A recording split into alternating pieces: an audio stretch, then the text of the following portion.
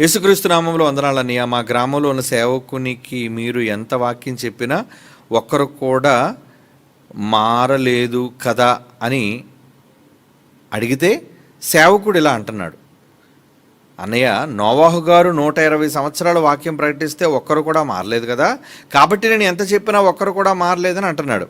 అన్నయ్య ఆ సేవకుడు ఇలా చెప్పడం కరెక్టేనని, ఒకవేళ కాదు అంటే బైబిల్ని బట్టి దీనికి సమాధానం చెప్పండి. అడుగుతున్నవారు బూదూరు గ్రామం నుంచి రాజు మంత్రాలయం విద్యార్థి.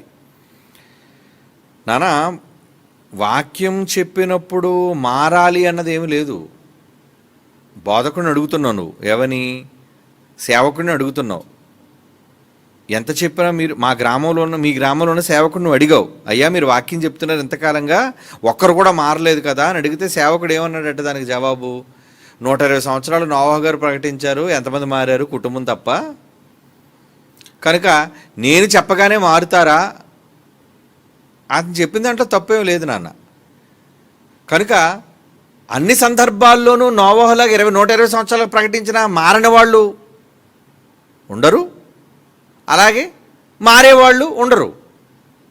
కొన్ని సందర్భాల్లో వాళ్ళ మనస్సులు తెరిచిన దానిని బట్టి, వాళ్ళ మనస్సులు కరిగిన దానిని బట్టి, వాళ్ళు విశ్వసించిన దానిని బట్టి నమ్ముతారు.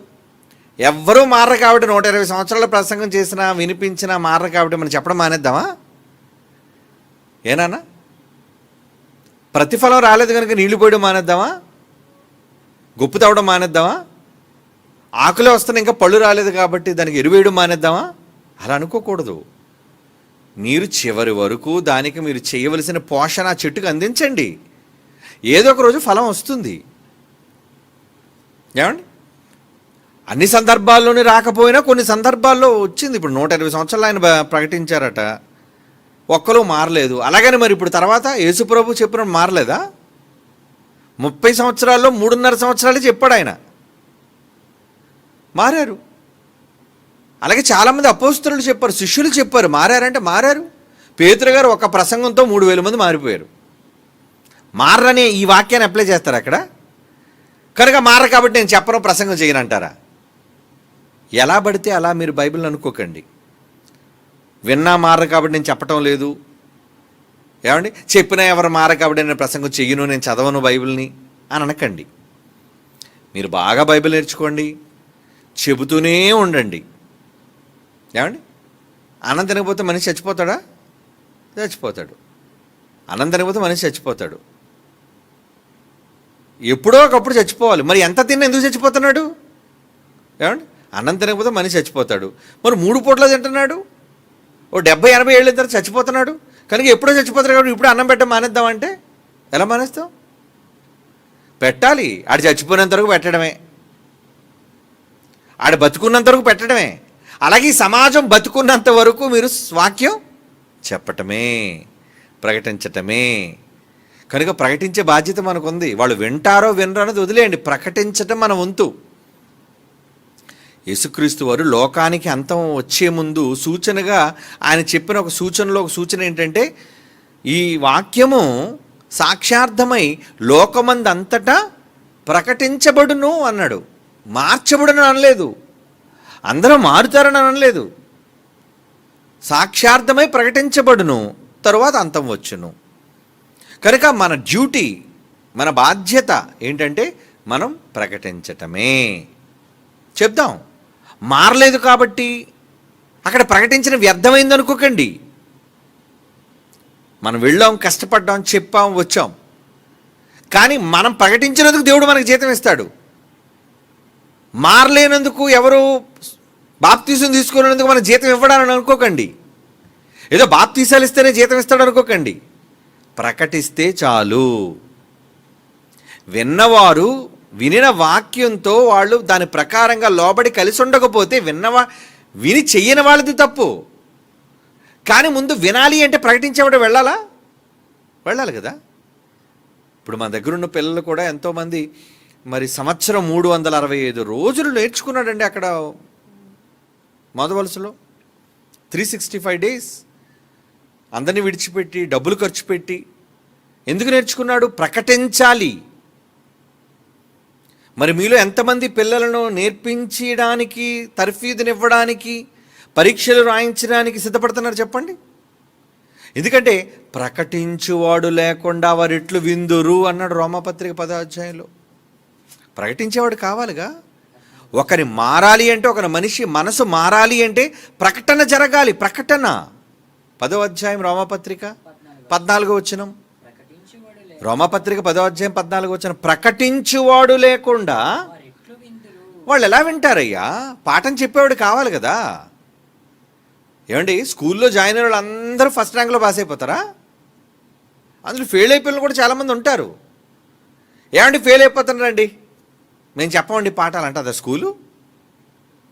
100 మంది విద్యార్థులు 90 మంది ఫెయిల్ అయిపోయారు అనుకోండి, 10 మంది పాస్ అయ్యారు కనుక ఇంకొద్దండి చెప్పడం మానేద్దామండి అంటారా? No no no. క్లాసులు ఎప్పుడు జరుగుతూనే ఉంటాయి. విన్నవాడు బాగుపడతాడు, విననివాడు పోతాడు, లేదా సెకండ్ అటెంప్ట్ చేస్తాడు, మళ్ళా వింటాడు, మళ్ళా నేర్చుకుంటాడు. కనుక వినేవాడికి చెప్పేవాడు కావాలి. ప్రకటించువాడు లేకుండా వారు ఎట్లు విందురు? ప్రకటించువారు పంపబడని ఎడల. పంపాలట ప్రకటించేవాళ్ళని. అందుకే మనం ఫంక్షన్ ఏర్పాటు చేసి ఏమండి ఎంతమంది విద్యార్థులను పంపించాం? 36 మంది పిల్లల్ని పంపించాం. బైబిల్ విద్యను నేర్పించి 36 మందిని పంపించా ప్రజల మధ్యకి. వెళ్ళండి, మీరు వెళ్ళండి. యేసుప్రభు 12 మందిని పంపించాడు. ఎక్కడ పంపించాడు? వెళ్ళండి, సర్వలోకమునకు వెళ్ళి సర్వ సృష్టికి సువార్త ప్రకటించండి. ప్రకటించేవాళ్ళు కావాలి. మరి ప్రకటించాలంటే యేసుప్రభు ఏం చేశారు? ముందు 3 సంవత్సరాలు ట్రైనింగ్ ఇచ్చాడు వాళ్ళకి. నాన్న ఇదిగో నేర్చుకోండి నా దగ్గర, ఈ నేర్చుకుని వెళ్ళి చెప్పండి. నేను కూడా మా డాడీ దగ్గర నేర్చుకొని వచ్చాను. యేసుప్రభు చెప్పారు ఆ మాట. కనుక నేర్చుకోవాలి. మరి మీరు నేర్చుకున్నారా? మీలో ఎంతమంది పిల్లలు పరీక్షలు రాస్తున్నారు? మీలో ఎంతమంది మిడ్లో రాస్తున్నారు? మీలో ఎంతమంది జాన్వరిలో రాస్తున్నారు? మీలో ఎంతమంది మొదటి వరుసలో 1 year స్టడీ కంప్లీట్ చేయాలనుకుంటున్నారు? చెప్పండి. దేనికోసం?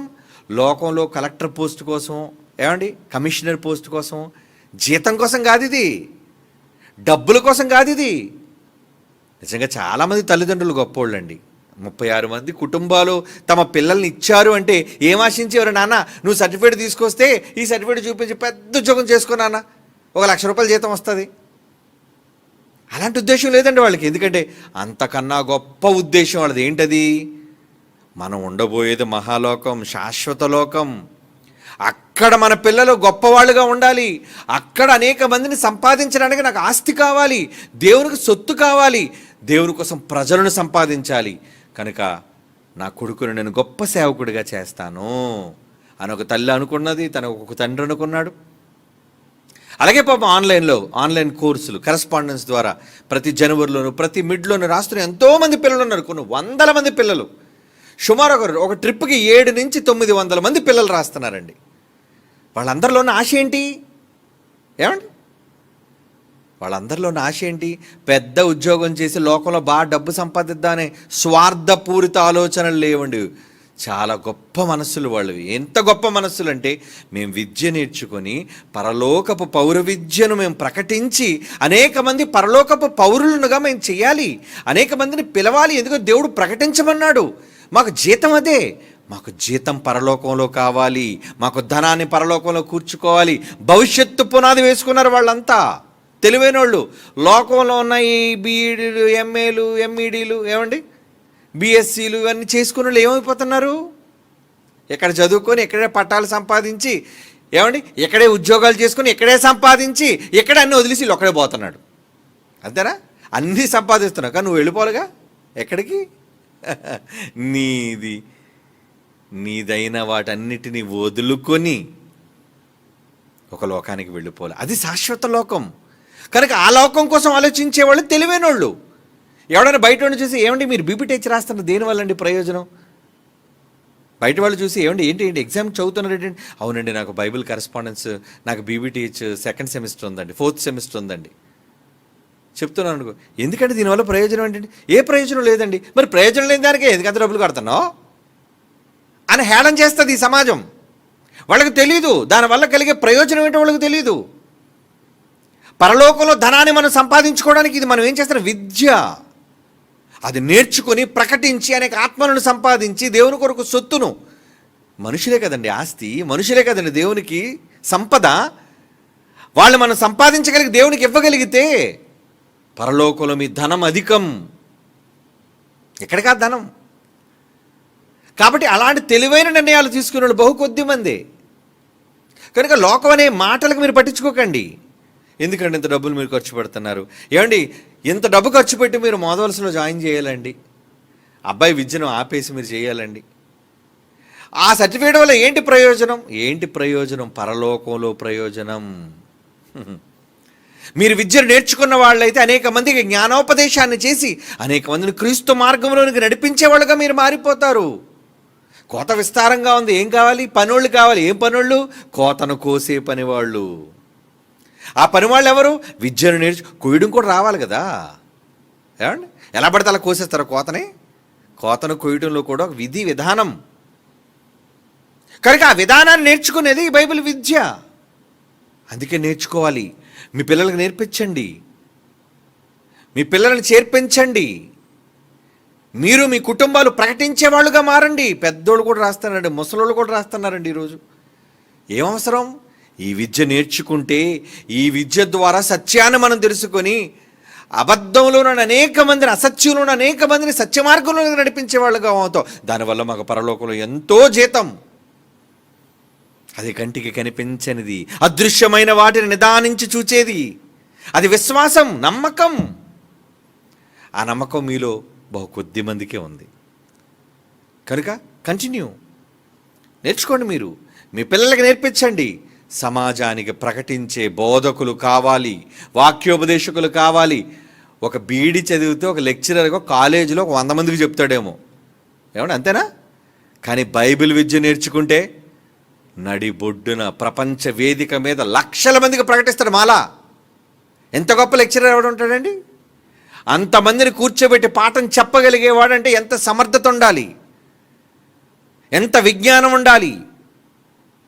ప్రజలందరూ నీకు సలాం కొడతారు, ప్రజలందరూ నీకు జేజేలు కొడతారు, ప్రజలందరూ నీకు స్వాగతాలు పలుకుతారు, ప్రజలు నిన్ను గుండెల్లో పెట్టుకుంటారు, ప్రజలు నిన్ను అభిమానిస్తారు, ప్రేమిస్తారు. ఇంత గొప్ప ఫాలోయింగ్ ఎక్కడ ఉంటుందండి? ఒక జిల్లా కలెక్టర్ జిల్లాలోనే అది సీట్లో ఉంటేనే పేరు, అందరూ నమస్కారం అండి, దండం అండి పెడతారు. ఆడ కలెక్టర్ కాదు, రోడ్డు అని నడిచి వెళ్ళిపోతూనే ఎవడ పట్టించుకోడా, వీటితో మనకు పని ఏంట్రా అని. కానీ దేవుని జ్ఞానం నేర్చుకున్నవాడు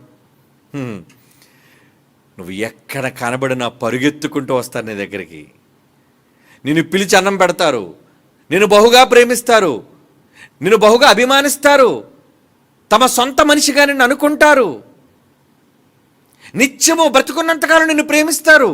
నువ్వు వాక్యం చెప్పే వాళ్ళు మార్చినందుకు వాళ్ళు రుణపడి ఉంటారు నీకు. ఇంత గొప్ప అవకాశం ఎక్కడిది? ఎవరి వలన వస్తుంది? ఒక రాష్ట్రం కాదు, ఒక దేశం కాదు, ఎక్కడో పరాయి రాష్ట్రాలకు వెళ్ళినా సరే నీకోసం స్వాగతం, నీకోసం పరుగులు తీసే జనం. ఏమండి, ఏదో జగన్ లాంటి వాళ్ళు సీఎంగా ఉన్నప్పుడు ఏమండి, ఏదో ఆంధ్రాలో జనసందోహం, లేదంటే పక్కన కర్ణాటకకి వెళ్తే ఏదో కొంత ఫాలోయింగు, పైన యూపీ, ఏమండి ఉత్తర భాగంలోని రాష్ట్రాలకు వెళ్ళారు అనుకోండి, ఎవరు పట్టించుకుంటారు? ఎవరు పట్టించుకోరు. నువ్వు రాష్ట్రానికి సీఎం అయితే కావచ్చు, ఏమండి ఇక్కడున్నంత ఫాలోయింగ్ అక్కడ లేదు, ఇతర రాష్ట్రాల్లో లేదు. కానీ అదే వాక్యోపదేశకుడికి అయితే ఏ రాష్ట్రంలో అడుగుపెట్టినా, ఎక్కడికి వెళ్ళినా నిన్ను గుండెల నిండా ప్రేమతో నింపుకొని నిన్ను ఆరాధించేవాళ్ళు, క్షమించండి మిమ్మల్ని ప్రేమించేవాళ్ళు, ఏమండి మీ వాక్యాన్ని వినాలని అనేక మందికి ఆశతో ఎదురు చూచేవాళ్ళు ఎన్ని వేల మంది, లక్షల మంది ఉంటారు. ఆ ఖ్యాతి ఎవరికోసం? సీఎం కంటే నువ్వు గొప్పడు కదా. విదేశాలకు వెళ్ళా నిన్ను ప్రేమించేవాళ్ళు, నువ్వు కావాలనుకునేవాళ్ళు, నీ వాక్యాన్ని వినాలనుకునేవాళ్ళు ఇప్పుడు పిఎం కంటే నువ్వు గొప్పడు కదా. ఈ ప్రజలిచ్చే గుర్తింపు ఏముందండి?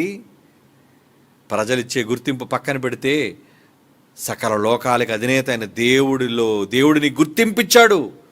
Your a servant of God. నువ్వు దేవుని యొక్క పనివాడివి.